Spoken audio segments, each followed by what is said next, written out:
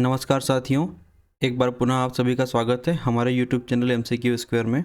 आज के इस लेक्चर में हम लोग साइबर सुरक्षा से संबंधित प्रश्नों को देखेंगे। इसके पहले हम लोगों ने सेट 1 से लेके सेट 5 तक काफ़ी सारे प्रश्नों को सॉल्व किया है और उसमें हम लोगों ने इंटरनेट, सोशल मीडिया और ईमेल से संबंधित प्रश्नों को सॉल्व किया है। आज हम साइबर सुरक्षा से संबंधित प्रश्नों को देखेंगे।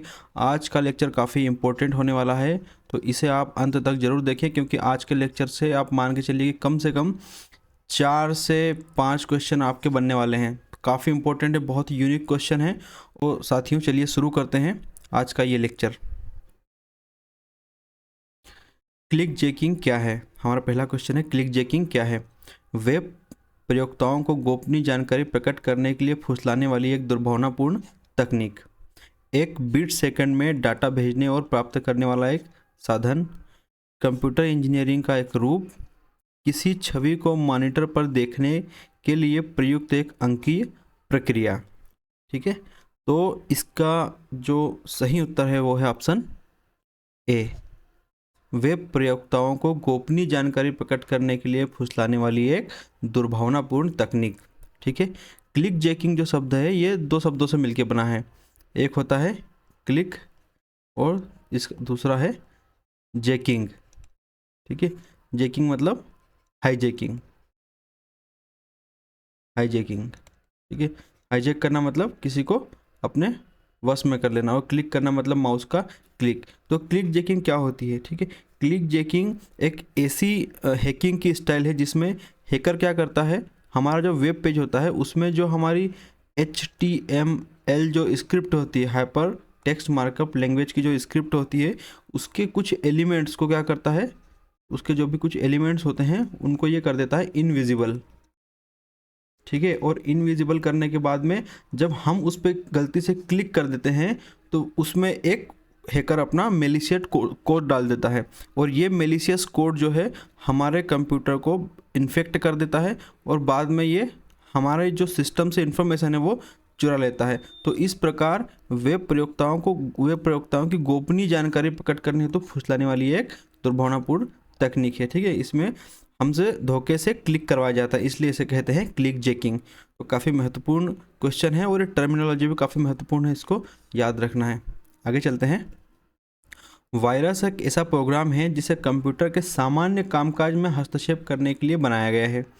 इनमें से कौन सा वायरस का एक प्रकार नहीं है? ठीक है, ऑप्शन है boot sector virus, system virus, file virus और डिस्क वायरस। ठीक है, तो इसका सही उत्तर है option D, disk virus. Disk virus एक वायरस का प्रकार नहीं है, बाकी boot sector virus, system virus और फाइल वायरस ये सभी क्या है, ये सभी वायरस के प्रकार हैं। बूट सेक्टर वायरस जो है वो हमारी हार्ड ड्राइव या फिर हमारी जो फ्लॉपी ड्राइव पहले होती थी, तो हार्ड ड्राइव या फ्लॉपी ड्राइव में होता है। सिस्टम वायरस हमारे सीधे सिस्टम में होता है, और फाइल वायरस हमारी काय में होता है, फाइल्स में होता है। तो ये काफ़ी इंपॉर्टेंट है। आगे चलते हैं। ट्रोजन एक खालिस्तान का प्रकार है। ऑप्शन है कंप्यूटर भाषा, मालवेयर, ऑपरेटिंग सिस्टम और कंप्यूटर पेरिफेरल्स। तो इसका सही उत्तर है ऑप्शन बी, मालवेयर। ठीक है, ट्रोजन क्या है? एक मालवेयर। मालवेयर क्या है? मालवेयर मतलब एक, जो हम कह सकते हैं इसको कि मालवेयर एक प्रकार का होता है, एक सॉफ्टवेयर होता है मालवेयर। ठीक है, इसमें ये सॉफ्टवेयर प्रोग्राम जो होता है इसे ही हम लोग वायरस भी कहते हैं। ठीक है, मतलब वायरस जो है मालवेयर की ही एक कैटेगरी है। ठीक है, मालवेयर एक बड़ी कैटेगरी है और उसकी कैटेगरी है कौन सा? वायरस। ठीक है, तो ये भी एक प्रकार का क्या है? वायरस है। ठीक है, ट्रोजन क्या है? ये भी एक प्रकार का वायरस है, या इसको हम कह सकते हैं ये मालवेयर है। ठीक है, आगे चलते हैं। निम्न में से कौन सा लॉजिक बम के लिए सही है? ऑप्शन है यह घुसपैठियों द्वारा मैलवेयर में अंतर्विष्ट कोड है। इसे निश्चित फाइल की उपस्थिति या अनुपस्थिति द्वारा अथवा विशिष्ट तारीख समय पर ट्रिगर किया जा सकता है। यह निष्क्रिय पड़ा रहता है जब तक पूर्व परिभाषित अवस्था में नहीं हो जाती। ठीक है, प्राप्त नहीं हो जाती। ऑप्शन है चौथा ऑप्शन है यह सभी। तो लॉजिक बम क्या है? लॉजिक बम भी एक प्रकार का हमारा एक प्रकार का मालवेयर होता है। ठीक है, या इसको एक प्रकार का वायरस कह सकते हैं। ठीक है, तो इसके संबंध में इसका सही उत्तर है ऑप्शन डी, मतलब ये सारे कथन सत्य है। यह घुसपैठियों द्वारा मालवेयर में अंतर्विष्ट क्या है, एक प्रकार का कोड है, ठीक है। लॉजिक बम क्या होता है, एक प्रकार का कोड है जो हमारे हैकर होते हैं, हैकर ये लॉजिक बम को मालवेयर के अंदर क्या कर देते हैं, एम्बेड कर देते हैं और उसे हमारे कंप्यूटर में भेज देते हैं, और इसे निश्चित फाइल की उपस्थिति अनुपस्थिति द्वारा या विशिष्ट तारीख समय पर ट्रिगर किया जा सकता है। ये हमारा जो लॉजिक बम है ये हमारे कंप्यूटर में तभी एग्जीक्यूट होगा जब इसको जो प्री डिफाइंड कंडीशंस या तारीख दी हुई है, जैसे कई सारे जो लॉजिक बम होते हैं उनको अलग अलग तारीख दी जाती है, जैसे 1 अप्रैल दी जाती है, ठीक है, 1 अप्रैल मतलब अप्रैल फुल, ठीक है, या फिर किसी को वैलेंटाइन डे, ठीक है, इस प्रकार की तारीखें इनको दी जाती है, उसी तारीख पे एक्टिव होते हैं, ठीक है, और हमारे कंप्यूटर को इन्फेक्ट कर देते हैं, ठीक है। तो ये उपयुक्त जो समय परिस्थिति जब इनको हमारा जो हैकर होता है उसको जब इसको एक्टिव करवाना होता है उस समय पर इसको एक्टिव करवाता है, ठीक है। तब तक ये निष्क्रिय पड़ा रहता है हमारे कंप्यूटर में, ठीक है। तो काफ़ी इंपॉर्टेंट है लॉजिक बम, इसके बारे में ध्यान रखना है। आगे चलते हैं। वह प्रोग्राम जो आपके कंप्यूटर पर पृष्ठभूमि में चलता है, पृष्ठभूमि मतलब बैकग्राउंड में, ठीक है, और आपकी ब्राउजिंग आदतों की जानकारी आपके कंप्यूटर पर प्रोग्राम इंस्टॉल करने वाली कंपनी को भेजता रहता है, ठीक है। उसे इनमें से किसके रूप में परिभाषित किया जा सकता है, ठीक है। ऑप्शन है एडवेयर, मालवेयर, स्पाईवेयर और ग्रेवेयर, ठीक। तो इसका सही उत्तर है ऑप्शन सी। क्या है ये, एक स्पाईवेयर है, नाम से ही स्पाई मतलब हम पे जासूसी करने वाला एक ये प्रोग्राम होता है, ठीक है। ये हमारे कंप्यूटर के बैकग्राउंड में चलता रहता है, ये हमारे कंप्यूटर में नेटवर्क से इंटर करने के बाद हमारे कंप्यूटर के बैकग्राउंड में चलता रहता है। उसके बाद हम लोग जो सर्च करते हैं, हम लोग जिस टॉपिक पे किसी चीज़ को सर्च करते हैं, या हम लोग शॉपिंग के लिए किसी चीज़ को सर्च करते हैं, या खाने के लिए किसी चीज़ को सर्च करते हैं, तो ये सारी जानकारी ये हमारे जो सॉफ्टवेयर की कंपनीज होता है उनको ये भेजता रहता है। आपने सुना होगा, यदि हम आज किसी चीज़ की बात करते हैं, मान लो हमने आज मान लो वॉच खरीदने की बात की, ठीक है, हमने वॉच खरीदने की बात की या वॉच को हमने सर्च किया, ठीक है, वॉच को यदि हम सर्च करते हैं, ठीक है, तो ये क्या करेगा, बैकग्राउंड से ये हमारी जानकारी कि आज हमने ये चीज़ें सर्च की है ये अपनी कंपनी को भेजेगा, और कंपनी उस डेटा का उपयोग करके फिर हमको एडवर्टीजमेंट दिखाती है, और उस एडवर्टीजमेंट के अकॉर्डिंग वो क्या करती है, हमको लालच देने की कोशिश करते हैं चीज़ों को खरीदने के लिए, ठीक है। ये तो ये एक पूरा एक जाल होता है, ठीक है। तो इसी को कहते हैं स्पाईवेयर, ठीक है। एडवेयर क्या होता है, चलो हम आगे इसको देखेंगे एडवेयर क्या होता है, आगे चलते हैं। पासवर्ड के संबंध में निम्नलिखित में से कौन सा कार्य बुरा माना जाता है। ऑप्शन है, एक से अधिक खातों के लिए समान पासवर्ड रखना, पासवर्ड इनक्रिप्ट करके रखना, पासवर्ड को इनक्रिप्ट करके रखना, पासवर्ड बदलते रहना, या उपरोक्त सभी, ठीक है। तो यहाँ पर लिखा है कौन सा कार्य बुरा माना जाता है, ठीक है। तो ऑप्शन इसका सही है ए, एक से अधिक खातों के लिए समान पासवर्ड रखना, ये क्या माना जाता है, बुरा माना जाता है। बाकी पासवर्ड को इनक्रिप्ट करके रखना ये अच्छी बात है, पासवर्ड बदलते रहना भी अच्छा है, इससे हमारे पासवर्ड की चोरी होने की संभावनाएं कम होती है। आगे चलते हैं। संचार नेटवर्क या प्रणाली में फायरवॉल का प्रयोग निम्नलिखित में किससे बचाता है। ऑप्शन है अनाधिकृत आक्रमण, डाटा ड्रिवन आक्रमण, ठीक है, अग्नि आक्रमण और वायरस आक्रमण, ठीक है। तो इसका सही उत्तर है ऑप्शन ए, अनाधिकृत आक्रमण या फिर अनऑथोराइज एक्सेस। तो जो फायरवॉल होती है, फायरवॉल क्या होती है, फायरवॉल एक डिवाइस होती है, या सॉफ्टवेयर के रूप में भी हो सकती है, ठीक है, या फिर ये एक हार्डवेयर के रूप में भी हो सकती है, जो हमारा सिस्टम जो है वो हमको प्रोवाइड करवाता है, हमारा जो भी ऑपरेटिंग सिस्टम होता है वो हमको प्रोवाइड करवाता है ये। तो इसका प्रयोग करके हम जो अनऑथोराइज एक्सेस हैं नेटवर्क के थ्रू, जो अनऑथोराइज एक्सेस होता है उससे हम लोग बच सकते हैं, ठीक है। तो इसी को कहते हैं फायरवॉल। आगे चलते हैं। साइबर आक्रमण तथा आंकड़ों की चोरी के डर से बचने हेतु centre for development of advance computing ने एक नए सॉफ्टवेयर का विकास किया है जिसे कहते हैं। ऑप्शन है अवरोध, नयन, त्रिकाल और इनमें से कोई नहीं, ठीक है। तो इसका सही उत्तर है ऑप्शन बी, नयन। जो एक सॉफ्टवेयर का विकास किया गया है centre for development of advance computing मतलब CDEC, ठीक है। कहाँ पर है CDEC, एक तो हमारा पुणे में है और एक हैदराबाद में भी है, ठीक है। तो CDEC ने इसका विकास किया है, किस लिए, कंप्यूटर आंकड़ों की और कंप्यूटर पर साइबर आक्रमण से बचने के लिए और आंकड़ों की चोरी से बचने के लिए, ठीक है। सीडेक ने ही कुछ और अभी करंट में कुछ और सॉफ्टवेयर का विकास किया है, जिसमें सब कुछ महत्वपूर्ण है, हम उसकी बात कर लेते हैं। एक है एम कवच, ठीक है। एम कवच जो है वो हमारे मोबाइल के लिए बनाया है, मोबाइल एंड्रॉयड मोबाइल की सिक्योरिटी के लिए बनाया है, ठीक है। ये जितने भी हैं आप लोग देखने वाले हैं, इसे सीडेक पुणे और आईआईटी जो सीडेक पुणे मतलब सीडेक हैदराबाद और आईआईटी जो हमारी है आईआईटी मद्रास, इन लोगों ने मिलके इसको बनाया है, जितने भी हम लोग देखने वाले हैं। एक तो होता है एम कवच जो मोबाइल के लिए है, ठीक है। दूसरा होता है एक जेएस गार्ड, ठीक है। ये जेएस गार्ड जो है हमारे ब्राउज़र के लिए होता है, ठीक है। ब्राउज़र के थ्रू मतलब ब्राउज़र जावा प्रोग्राम के थ्रू जो भी हमारे इसमें वायरस आते हैं, जो ब्राउज़र से उसको प्रोटेक्ट करता है, इसके बोलते हैं जेएस गार्ड, ठीक है। एक और इन्होंने बनाया है जिसका नाम है यूएसबी प्रतिरोध, यूएसबी प्रतिरोध, ठीक है। ये क्या करता है, जितनी भी हमारी यूएसबी डिवाइस होती है, ठीक है, तो यूएसबी डिवाइस जो है उसको ये अनऑथराइज एक्सेस से बताता है, मतलब इसके अनऑथराइज एक्सेस से ये यूएसबी डिवाइस को बचाता है, मतलब इसमें हम लोग पासवर्ड से इसको प्रोटेक्ट कर सकते हैं, ठीक है। और एक चौथा इन्होंने बनाया है जिसका नाम है ऐप संविद, ठीक है। ऐप संविद क्या है, ये एक प्रकार की क्या एप्लीकेशन है, ये विंडोज़ के लिए बनाई गई है, Windows operating system computer system के लिए बनाई गई है, ठीक है। और ये एक इसे कहते हैं वाइट लिस्टिंग सॉफ्टवेयर भी इसे कहते हैं, वाइट लिस्टिंग, जैसे ब्लैक लिस्ट करना होता है वैसे वाइट लिस्टिंग सॉफ्टवेयर। इसका मतलब ये है कि ये हमारे कंप्यूटर में जो है जो ऐसे मेलिशियस प्रोग्राम है उनको एग्जीक्यूट होने से हमको बचाएगा। इसमें क्या होता है कि ये पासवर्ड प्रोटेक्ट करता है हमको, हमारे कंप्यूटर को पासवर्ड से हम लोग इसमें प्रोटेक्ट कर सकते हैं।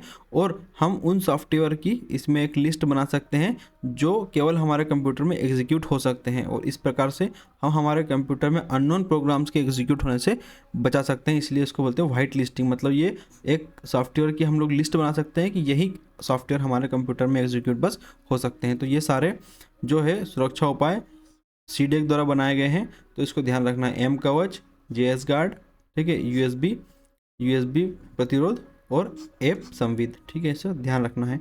आगे चलते हैं। किसी की व्यक्तिगत जानकारी को इसकी अनुमति के बिना गलत तरीके से प्राप्त करने को क्या कहा जाता है? ऑप्शन है पहचान की चोरी, फिशिंग, इंटरनेट समय की चोरी और साइबर मानहानि, ठीक है। तो इसका सही उत्तर है ऑप्शन ए, पहचान की चोरी।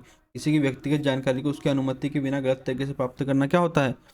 पहचान की चोरी। जैसे मान लो आपकी एक फेसबुक प्रोफाइल है, इस पर आपकी डीपी लगी हुई है, आपकी परमिशन के बगैर किसी ने इसका उपयोग करके अपनी खुद की एक प्रोफाइल बना ली, ठीक है, उसमें आपकी डीपी लगा ली, ठीक है, और ये अब आपको अपने आप को आपके नाम से प्रेजेंट कर रहा है, ठीक है। तो ये क्या होती है? पहचान की चोरी। आपका नाम यहाँ पर अब ये लिख देगा, ठीक है, आपका नाम चुरा के ऐसे कैसे आपकी एक प्रोफाइल बना लेगा, और इस प्रोफाइल पे लोग समझेंगे कि ये आपकी प्रोफाइल है, और इसके माध्यम से फिर ये कुछ भी गैरकानूनी कार्य या फिर साइबर क्राइम कर सकता है। तो इसे कहते हैं पहचान की चोरी, ठीक है। फिशिंग क्या होती है? फिशिंग भी एक प्रकार की साइबर हैकिंग टेक्निक है, इसके बारे में हम लोग आगे पढ़ेंगे, ठीक है। आगे चलते हैं। भारतीय आईटी अधिनियम 2000 का कौन सा अध्याय साइबर अपीलीय न्यायाधिकरण की स्थापना को अनिवार्य बनाता है? ठीक है, तो पहला तो यह कि जो आईटी एक्ट है ये कब बना था? सन 2000 में, ठीक है। अब इसका कौन सा अध्याय जो साइबर अपीलीय न्यायाधिकरण की स्थापना को अनिवार्य बनाता है? ऑप्शन है अध्याय 5, अध्याय 10, अध्याय 9 और अध्याय 7, ठीक है। तो इसका सही उत्तर है ऑप्शन बी, अध्याय 10। अध्याय 10 जो है ये केंद्र सरकार को ये शक्ति देता है कि केंद्र सरकार अधिसूचना द्वारा एक या एक से अधिक न्यायाधिकरण की स्थापना कर सकेगी, ठीक है। तो सही उत्तर है ऑप्शन बी। आगे चलते हैं। कंप्यूटर के सोर्स डॉक्यूमेंट के साथ छेड़छाड़, कंप्यूटर सिस्टम को हैक करना और इलेक्ट्रॉनिक रूप में अश्लील जानकारी प्रकाशित करने जैसे अपराधों को भारतीय आईटी अधिनियम 2000 के किस अध्याय में परिभाषित किया गया है? ठीक है, कौन कौन सा ऑप्शन है? कौन कौन से अपराध हैं? डॉक्यूमेंट के साथ छेड़छाड़, कंप्यूटर सिस्टम को हैक करना, ठीक है, और अश्लील जानकारी को प्रकाशित करना, ठीक है। ये कौन से अध्याय में? ऑप्शन है अध्याय 9, अध्याय 8, अध्याय 3 और अध्याय 11, ठीक है। तो इसका सही उत्तर है ऑप्शन डी, अध्याय 11। ये सारी जो जानकारी है वो अध्याय 11 में है, ठीक है। हम आईटी एक्ट की कुछ धाराएं और जो मुख्य अध्याय है उनको भी अभी देख लेते हैं इस यहीं पर, ठीक है। जिससे हमको ये होगा कि अभी क्या हो रहा है कि एमपीपीएससी में अधिकतर 1-2 क्वेश्चन तो आईटी एक्ट से पूछे जा रहे हैं। तो हम लोग देख लेते हैं आईटी एक्ट की मुख्य धाराएं और जो उसके मुख्य अध्याय हैं उनके बारे में कुछ थोड़ा सा। और यदि आप लोग कमेंट करके बताएंगे यदि, तो मैं इसके लिए एक अलग से भी लेक्चर बना दूंगा, ठीक है। उसमें हम लोग इसको पूरा कवर कर लेंगे। इसी के साथ यदि आप लोग कमेंट करते हैं, आप लोगों की डिमांड आती है, तो मैं पूरी साइबर सिक्योरिटी और इंटरनेट से संबंधित एक पूरा लेक्चर तैयार करके भी अपने चैनल पे अपलोड कर दूंगा, यदि आप लोगों की डिमांड आती है तो, ठीक है। तो यदि आप लोग चाहते हैं तो आप कमेंट करके मुझे बता सकते हैं, ठीक है। देखते हैं। तो सूचना तकनीक कानून 2000 जो है वो 17 अक्टूबर सन 2000 को अस्तित्व में आया, ठीक है। इसमें कितने अध्याय हैं? इसमें 13 अध्याय हैं और धाराएं कुल कितनी है? 94। तो इसमें जो प्रमुख इसकी जो धाराएं हैं वो हम लोग देख लेते हैं, ठीक है। तो कुछ धाराएं इसको देखते हैं। कंप्यूटर संसाधनों की छेड़छाड़ की कोशिश है धारा 65 में, ठीक है। कंप्यूटर में संग्रहित डेटा से छेड़छाड़ और उसे हैक करने की कोशिश है धारा 66, मतलब धारा 66 में। मतलब हैक करने की कोशिश यदि कर रहा है तो वो धारा 66 के अंतर्गत आएगा। संवाद सेवाओं के माध्यम से प्रतिबंधित सूचनाएं भेजने के लिए कौन सी धारा है? 66A, ठीक है। ये काफ़ी प्रसिद्ध है, ठीक है। प्रतिबंधित सूचनाएं मतलब किसी प्रकार की अश्लील सूचनाएं, यदि ये किसी की प्राइवेसी से संबंधित सूचनाएं यदि आप इंटरनेट पर कहीं डालते हो, चोरी करते हो, तो वो आता है 66A में। ये काफ़ी इंपॉर्टेंट है, काफ़ी न्यूज़ में रहा है, बहुत समय तक इसके बारे में खूब चर्चाएं हुई है, तो इसको ध्यान रखना है। 66A जो है प्रतिबंधित सूचनाओं को, ठीक है, संवाद सेवाओं मतलब किसी भी सोशल मीडिया पे यदि आप प्रतिबंधित सूचनाओं को पोस्ट करते हैं तो उसके लिए धारा है 66A, ठीक है। कंप्यूटर या अन्य किसी इलेक्ट्रॉनिक गैजेट की चोरी की गई सूचनाओं को गलत तरीके से हासिल करने के लिए दंड का प्रावधान धारा 66B में है। यदि आप क्या करते हैं, किसी इलेक्ट्रॉनिक गैजेट से सूचनाओं को चोरी करते हैं और उसको गलत तरीके से हासिल करते हैं, तो उसके लिए कौन सी धारा है? 66B। आगे चलते हैं। किसी की पहचान चोरी करने के लिए दंड का प्रावधान कौन सी धारा में है? 66 से। जैसे हम लोगों ने देखा पहचान की चोरी, मतलब यदि आपकी फ़ोटो वीडियोज़ कोई चुरा कर आपके नाम से प्रेजेंट करता है कहीं पे, या आपकी प्रोफाइल को, स्वयं की प्रोफाइल दिखाता है, तो वो धारा 66C के अंतर्गत क्या है? अपराध है। अपनी पहचान छुपाकर कंप्यूटर की मदद से किसी व्यक्ति के व्यक्तिगत डाटा तक पहुंच बनाने के लिए दंड का प्रावधान है किससे? 66D में, ठीक है। मतलब कोई व्यक्ति यदि है आपका व्यक्तिगत डाटा तक पहुंच बनाता है अपनी पहचान चुरा कर, तो वो 66D के अंतर्गत आएगा। किसी की निजता भंग करने के लिए कौन सी धारा है? 66E। मतलब आप किसी की प्राइवेसी यदि भंग करते हैं तो 66E के अंतर्गत आएगा। इन धाराओं को 2-3 बार पढ़ लेना है और इनको थोड़ा सा ध्यान रखना है। इसको जब भी समय मिले एक बार इसको पढ़ लेना है, क्योंकि कभी न कभी इससे क्वेश्चन आने की संभावनाएं बनी रहती है, ठीक है। आगे और देख लेते हैं कुछ एक धाराएं। साइबर आतंकवाद के लिए दंड का प्रावधान एक बहुत इंपॉर्टेंट धारा है, इसको बिल्कुल याद कर लेना है, काफ़ी इंपॉर्टेंट है। साइबर आतंकवाद के लिए दंड का प्रावधान कौन सी धारा में है? 66F, ठीक है, बहुत इंपॉर्टेंट है, इसको याद रखना है। आपत्तिजनक सूचनाओं के प्रकाशन से जुड़े प्रावधान किस में है? धारा 67। आपत्तिजनक मतलब इस प्रकार की जो इंटरनेट पर नहीं जा सकती अश्लील सूचनाएं, ठीक है। इलेक्ट्रॉनिक माध्यम से सेक्स या अश्लील सूचनाओं को प्रकाशित या प्रसारित करने के लिए दंड का प्रावधान किस में है? 67A में, ठीक है। 66A में उसकी परिभाषा दी गई है और 67A में, ठीक है, उसका दंड का प्रावधान है उसमें, ठीक है। आगे चलते हैं। इलेक्ट्रॉनिक माध्यमों से ऐसी आपत्तिजनक सामग्री का प्रकाशन या प्रसारण जिसमें बच्चों को अश्लील अवस्था में दिखाया गया हो, मतलब इसमें बात हो रही है चाइल्ड पोर्नोग्राफी, ठीक है। ये भी बहुत इंपॉर्टेंट है, बहुत सारी एग्जाम्स में पूछा जाता है, ठीक है। तो आईटी एक्ट की धारा 67B किससे संबंधित है? चाइल्ड पोर्नोग्राफी से, ठीक है, बच्चों को अश्लील अवस्था में दिखाया जाता है, तो इसके लिए 66B है, इसे ध्यान रखना है, ठीक है। आगे आगे वाली धारा जो है इसमें लिखा है मध्यस्थों द्वारा सूचनाओं को बाधित करने या रोकने के लिए दंड का प्रावधान, ठीक है। यदि सूचनाओं को बाधित करता है, रोकता है हैकर, तो उसके लिए है 67C। आगे चलते हैं, सुरक्षित कंप्यूटर तक अनधिकृत पहुंच बनाने से संबंधित धारा कौन सी है? धारा 70।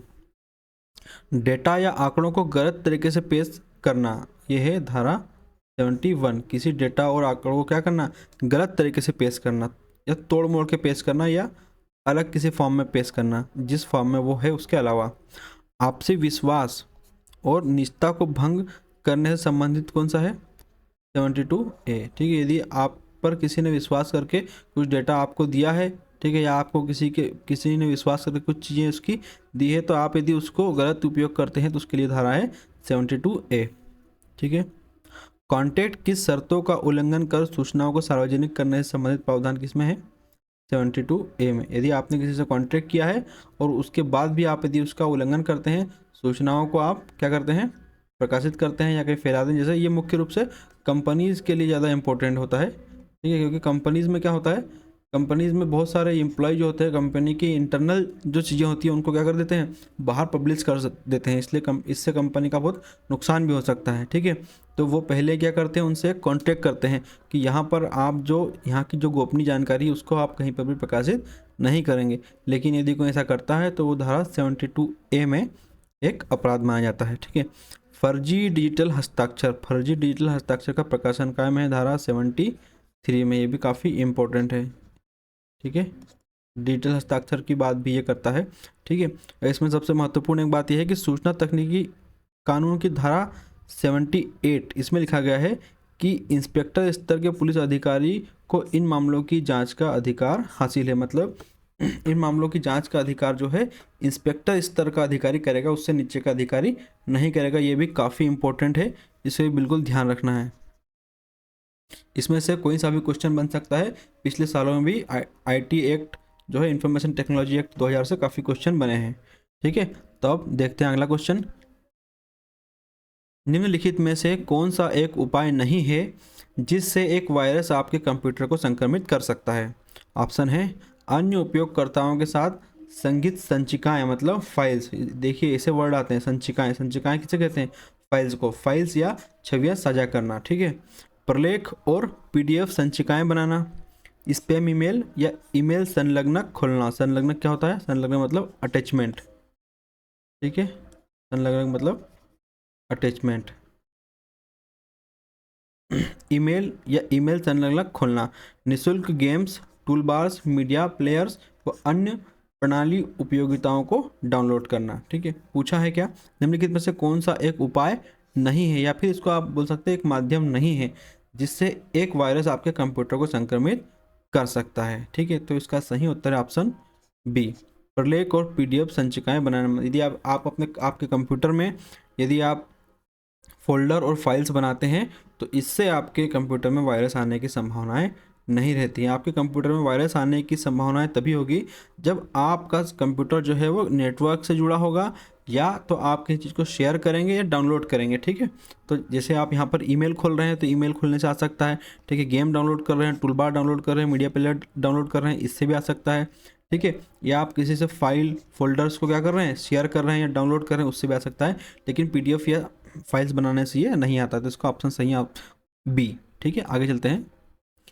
स्रोत स्थल से गंतव्य तक पैकेटों के स्थानांतरित करने के मार्ग का निर्णय करने के लिए किस कलन विधि का प्रयोग किया जाता है? ठीक है, आप कमेंट करके बताइएगा कलन का मतलब क्या होता है।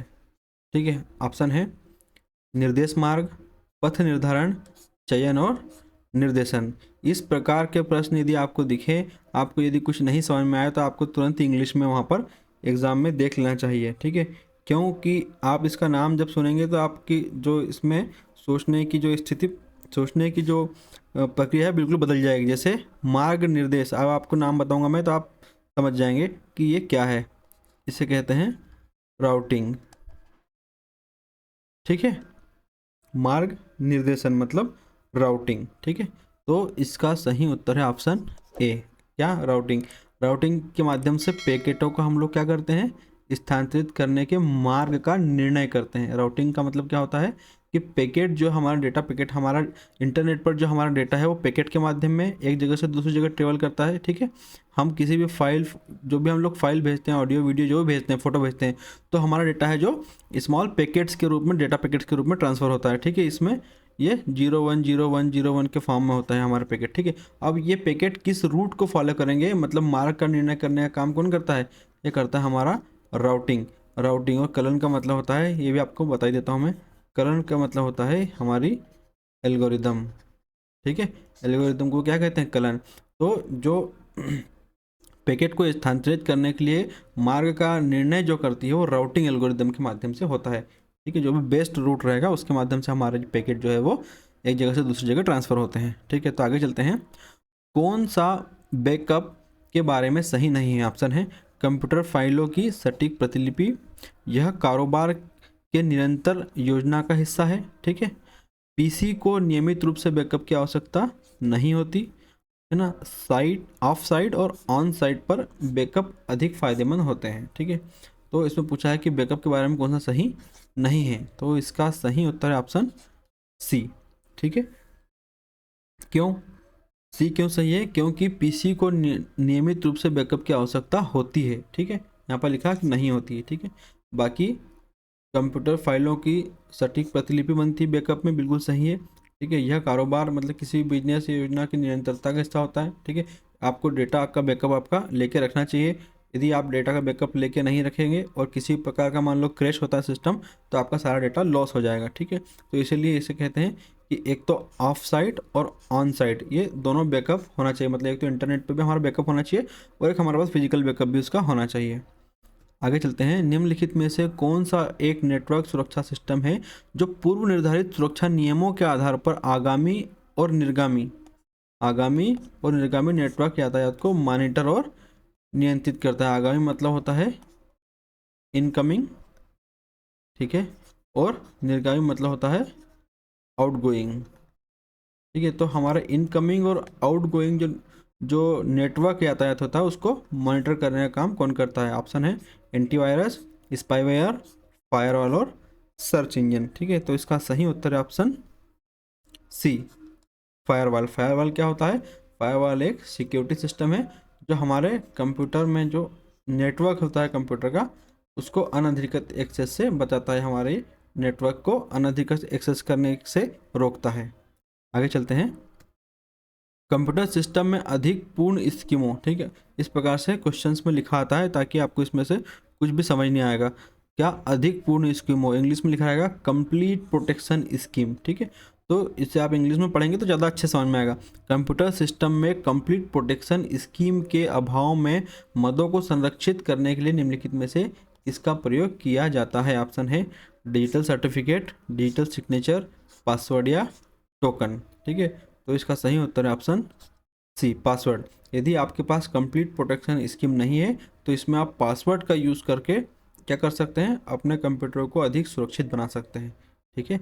सबसे इम्पोर्टेंट होता है। आगे चलते हैं। कंप्यूटर के संदर्भ में जिस तरीके से कोई विरोधी सिस्टम में प्रवेश कर सकता है और संभावित रूप से क्षति का कारण बन सकता है उसे क्या कहते हैं? ठीक है।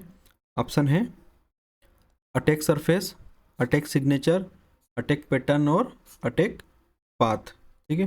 तो इसका सही उत्तर है ऑप्शन ए, अटैक सरफेस, ठीक है। अटैक सरफेस क्या होती है? हमारे सिस्टम में यदि कोई लूप होल्स हैं, ठीक है, या फिर कुछ ऐसे पॉइंट्स हैं हमारे पूरे नेटवर्क में, हमारे पूरे सिस्टम में कुछ ऐसे पॉइंट्स हैं जहाँ से अटैकर हमारे कंप्यूटर में एंटर कर सकता है, सेंधमारी कर सकता है, घुस सकता है, ठीक है। तो ऐसे पॉइंट्स जहाँ से कोई हैकर हमारे कंप्यूटर में एंटर कर सकता है, इसे हम लोग कहते हैं अटैक सरफेस, ठीक है। तो ये क्या है? ये एक प्रकार का तरीका है, मतलब किस तरीके से वो हमारे कंप्यूटर में किस पॉइंट से या किस तरीके से हमारे कंप्यूटर में वो एंटर कर सकता है, ठीक है। तो उसे कहते हैं अटैक सरफेस। आगे चलते हैं। कंप्यूटर सुरक्षा के संदर्भ में क्रैकर्स किस नाम से जाने जाते हैं? ऑप्शन है black hat hackers, white hat hackers, elite hackers और स्क्रिप्ट किडीज। तो इसका सही उत्तर है option A, black hat Hatter. Hackers, ठीक है। ब्लैक हैट हैकर जो होते हैं इन्हीं को हम लोग क्या कहते हैं, कैकर कहते हैं, ठीक है। वाइट हैट हैकर को हम लोग क्या कहते हैं, इन्हें कहते हैं हम लोग इथिकल हैकर, ठीक है। मतलब ये क्या करते हैं, ये अच्छे कार्य के लिए हैकिंग का उपयोग करते हैं, या तो गवर्नमेंट के लिए यूज़ करते हैं या फिर किसी भी प्राइवेट एजेंसी के लिए, पर ये अच्छे कार्य के लिए यूज़ करते हैं, ठीक है। और स्क्रिप्ट किड्डीज भी एक प्रकार के हैकर ही होते हैं। किड्डी का नाम से समझ में आता है कि ये क्या है, ये किड्स हैं, ठीक है, छोटे बच्चे हैं। ये बहुत खतरनाक होते हैं। जब इनको किसी प्रकार के कंप्यूटर हैकिंग का नॉलेज नहीं होता, तो ये जिन लोगों से कंप्यूटर हैकिंग के बारे में सीखते हैं इंटरनेट पे, उनके बनाए हुए कुछ सॉफ्टवेयर को क्या करते हैं, डाउनलोड करते हैं और हमारे कंप्यूटर में उसको कर देते हैं एग्जीक्यूट, जिससे हमारा कंप्यूटर हो जाता है पूरा ख़राब, ठीक है। तो ये स्क्रिप्ट किड्डी बच्चे जो हैं ज़्यादा घातक होते हैं, तो इनसे बिल्कुल बच के रहना चाहिए। आगे चलते हैं। जब किसी वेबसाइट के ग्राहक नकली नेटवर्क यातायात की बाढ़ के कारण इसे एक्सेस करने में असमर्थ होते हैं, तो इसे निम्नलिखित में से किस प्रकार से जाना जाता है। ऑप्शन है वायरस, ट्रोजन हॉर्स, क्रैकिंग या डिनायल ऑफ सर्विस अटैक। तो इसका सही उत्तर है option D, denial of service attack, ठीक है। डिनायल ऑफ सर्विस अटैक का मतलब क्या होता है कि जब ग्राहक या हम स्वयं क्या करते हैं, नेटवर्क यातायात की बाढ़, मतलब हमारे कंप्यूटर पे, हमारे सिस्टम पे नेटवर्क पे इतना ज़्यादा ट्रैफिक हो जाता है कि हम क्या करते हैं, किसी भी सेवा को एक्सेस करने में क्या होता है, असमर्थ होते हैं। तो निम्नलिखित में से क्या कहते हैं इसे, डिनायल ऑफ सर्विस अटैक। आपने देखा होगा कि जब भी किसी का रिजल्ट आता है, ठीक, किसी की एग्ज़ाम का रिजल्ट आता है, मान लो पीएससी का रिजल्ट आता है, या अभी हमने देखा कि पटवारी का जो रिजल्ट आया था, तो लोगों के 2-2, 3-3 दिन तक क्या हुआ था, किसी का रिजल्ट ही नहीं खुल पाया था। ये काहे के लिए, ये किस कारण होता है, ये होता है ट्रैफिक के कारण, ठीक है। हमारे उस पर बहुत ज़्यादा ट्रैफिक होता है, इसके कारण क्या होता है कि हम सर्विस को एक्सेस नहीं कर पाते हैं, वेबसाइट नहीं खुलती, सर्वर पूरा डाउन हो जाता है, ठीक है।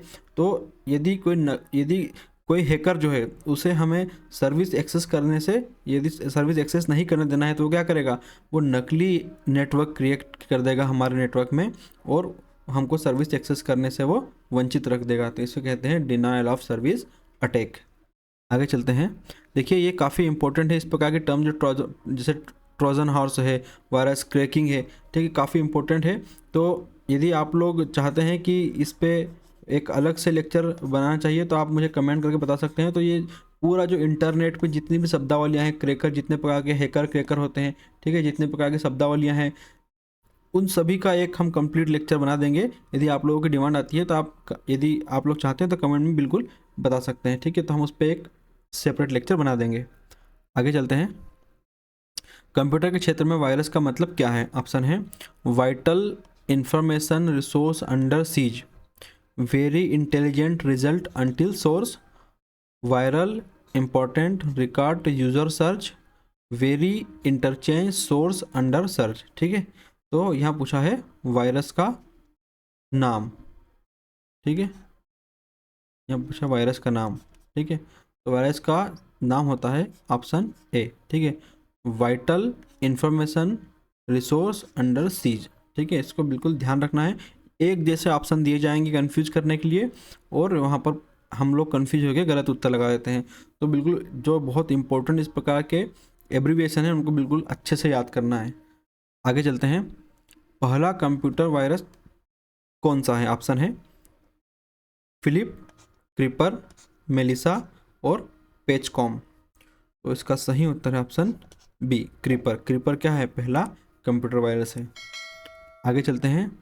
किस अधिनियम के तहत सर्ट इन मतलब CERT-IN का गठन किया गया है। ऑप्शन है सूचना प्रौद्योगिकी अधिनियम 2000, सूचना प्रौद्योगिकी अधिनियम 2008, सूचना अधिकार अधिनियम 2005, मतलब इंफॉर्मेशन एक्ट जो है हमारा 2005, राइट टू इन्फॉर्मेशन जो है एक्ट 2005, इनमें से कोई नहीं, ठीक है। तो इसका सही उत्तर है ऑप्शन ए, सूचना प्रौद्योगिकी अधिनियम सन 2000 के अंतर्गत सर्ट इन को बनाया गया है।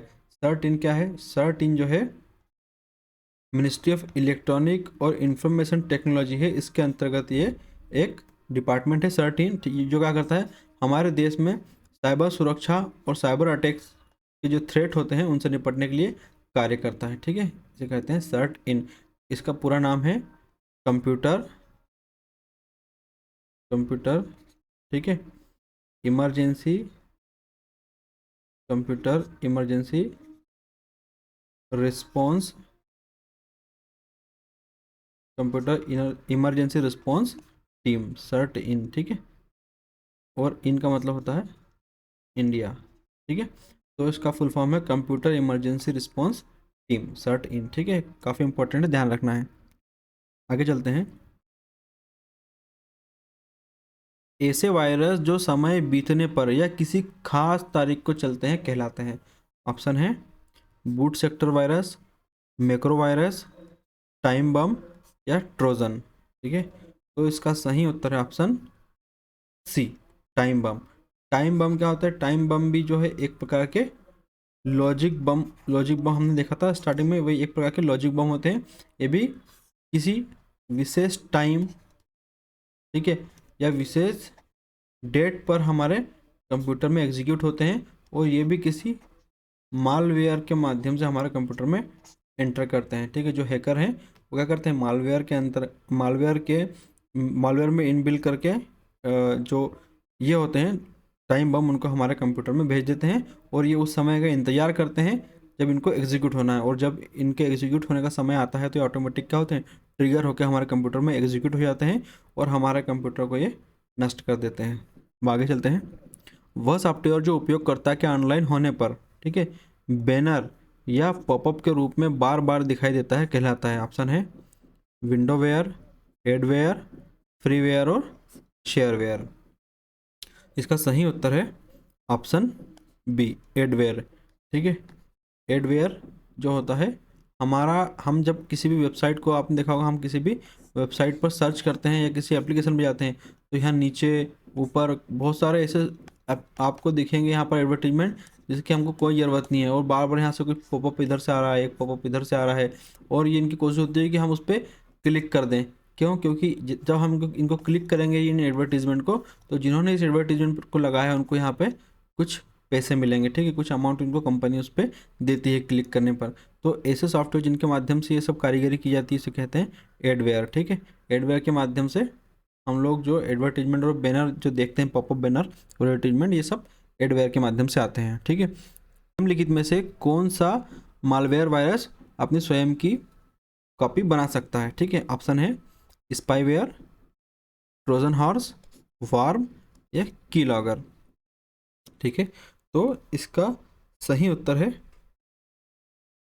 ऑप्शन सी, वार्म, ठीक है। वार्म क्या है?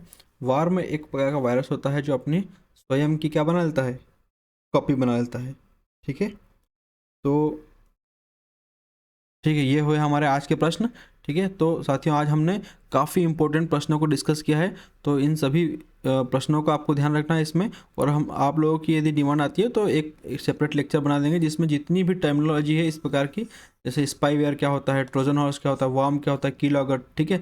अलग अलग प्रकार के हैकर होते हैं, black head hacker, white head hacker, blue head, red hack, script kiddies, keylogger, ऐसे बहुत सारे टर्मिनोलॉजी है जो काफ़ी इंपॉर्टेंट है। तो हम उस पर एक सेपरेट लेक्चर बना सकते हैं, यदि आप लोग कमेंट करके डिमांड करते हैं तो बिल्कुल उस पर हम लोग एक लेक्चर जरूर बनाएंगे और पूरा डिटेल्स समझेंगे, ठीक है। तो ये हमने देखा आज के काफ़ी इंपॉर्टेंट जो लेक्चर हमारे क्वेश्चन थे सारे देखे हमने, और इसके आगे के लेक्चर में भी हम लोग साइबर सिक्योरिटी से जितने भी इंपॉर्टेंट क्वेश्चन हो सकते हैं, और इसके बाद में नेटवर्किंग से भी क्वेश्चन आते हैं, एक दो क्वेश्चन आपको नेटवर्किंग से देखने को मिलते हैं, ठीक है। तो अगले लेक्चर में हम लोग साइबर सिक्योरिटी और नेटवर्किंग दोनों के क्वेश्चंस को डिस्कस करेंगे, ठीक है। तो आप सभी का धन्यवाद, मिलते हैं अगले लेक्चर में, जब तक के लिए जय हिंद, जय भारत, भारत माता की जय।